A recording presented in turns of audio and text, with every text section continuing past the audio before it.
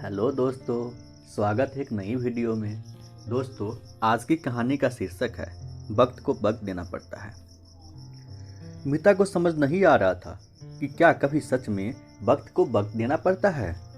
अभी हाल ही की तो बात थी। मीता एक बड़ी एमएनसी में काम करती थी और ऑफिस के साथ साथ बच्चों को भी अच्छी परवरिश दे रही थी। मीता के जॉब के चर्चे सारे लोग करते थे कि कितने अच्छे हैं, सब अच्छी तरह से बैलेंस करती है। एक तरफ उसकी वाहवाही करने वाले भी बहुत थे तो दूसरी ओर उससे जलने वाले भी। मीता को किसी से कोई मतलब नहीं था।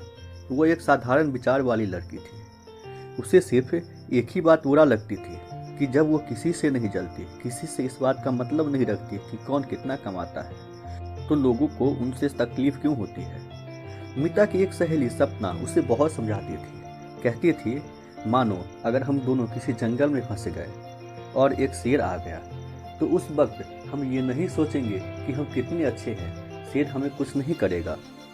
सपना की सहेली उसे समझाती थी कि ये समाज की रीत है, किसी को खुद कुछ करना नहीं और दूसरों जो कर रहा है उससे दुखी होना। ऐसे में ये सोचना कि हम अच्छे हैं तो हमारा कोई क्यों कुछ बुरा करेगा, शायद शेर वाली कहानी हम पर फिट बैठता है।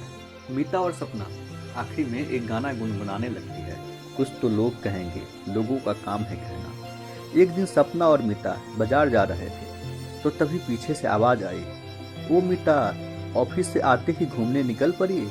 जरा बच्चों का ख्याल रखा करो, सारा दिन ऑफिस रहती हो, कम से कम शाम के वक्त तो बच्चे के साथ समय दिया करो।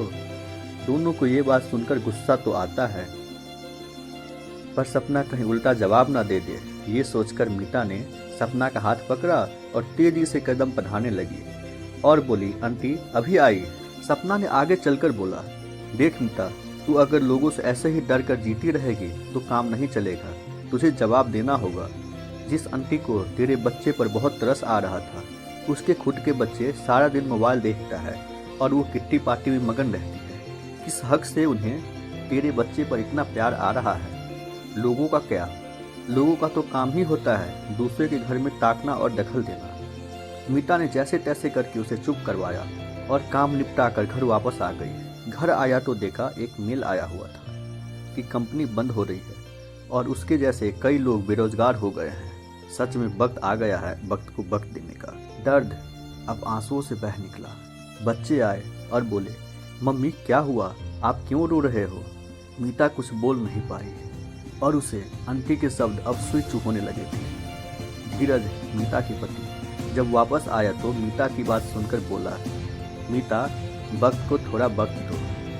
आज पूरा 1 साल हो गया था मीता के घर में रहते हुए। मीता अपने बच्चे के बहुत करीब आ गई थी। एक दिन उसको एक कंपनी से जॉब का ऑफर आया और उसे नौकरी मिल जाती है। बच्चे भी बड़े हो चुके थे, खुद को संभालने लगे और अब मीता को समझ में आ गया था कभी कभी वक्त को वक्त देना पड़ता है। दोस्तों, आपके भी ज़िंदगी में बुरे दिन आए होंगे, आप भी उसको कैसे कैसे थे, कृपया कमेंट बॉक्स में अवश्य डालिए। आपको कहानी कैसा लगा? कहानी को लाइक कर दीजिए और चैनल को सब्सक्राइब भी कर दीजिए। आपका एक सब्सक्रिप्शन और एक लाइक हमें मोटिवेट करता है आगे और भी ऐसे ही कहानी बनाने के लिए। आज के लिए इतना ही, धन्यवाद।